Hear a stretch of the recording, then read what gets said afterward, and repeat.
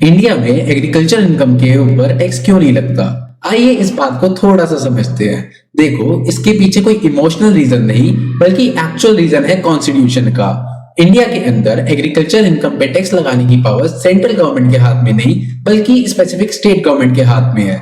यानी कि अगर कोई स्टेट गवर्नमेंट चाहे तो वो अपने स्टेट में एग्रीकल्चर इनकम को टैक्स कर सकती है। लेकिन आपको और मेरे को हर किसी को पता है कि स्टेट गवर्नमेंट एग्रीकल्चर इनकम पर टैक्स क्यों नहीं लगाएगी, क्योंकि ऐसा करने से उनका होगा यहाँ पे मेजर वोटिंग लॉस। लेकिन हाँ, इसमें भी एक कैच है कि अगर आप एग्रीकल्चर इनकम के साथ कोई भी नॉन एग्रीकल्चर इनकम भी करते हैं तो आप पे इनडायरेक्टली थोड़ा बहुत टैक्स तो लगे ही जाता है, जिसको हम इनकम टैक्स की भाषा में बोलते हैं पार्शियल इंटीग्रेशन। अब पार्शियल इंटीग्रेशन क्या होता है, आइए मैं आपको इसका एक छोटा सा एग्जांपल देके बताता हूँ। मान लीजिए आप एग्रीकल्चर इनकम के साथ नॉन एग्रीकल्चर इनकम भी करते हैं, तो पहले आपकी total income inclusive of agriculture income पर टैक्स निकाला जाता है एंड उसके बाद आपकी agriculture income plus basic exemption limit को प्लस करके यहाँ पर उस पर टैक्स निकाला जाता है।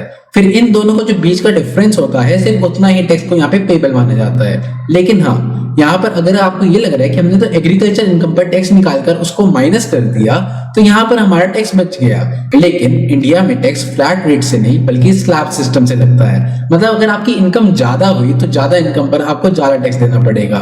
एंड फॉर एन एग्जांपल, अगर आपकी टोटल इनकम पर स्लैब 15% पे लग रहा है, वहीं आपकी agriculture income plus basic exemption limit pass करके भी सिर्फ 10% ही स्लैब में आ रही है, तो अल्टीमेटली कुछ ना कुछ हिस्सा एग्रीकल्चर इनकम का भी यहाँ पे टैक्स हो जाता है।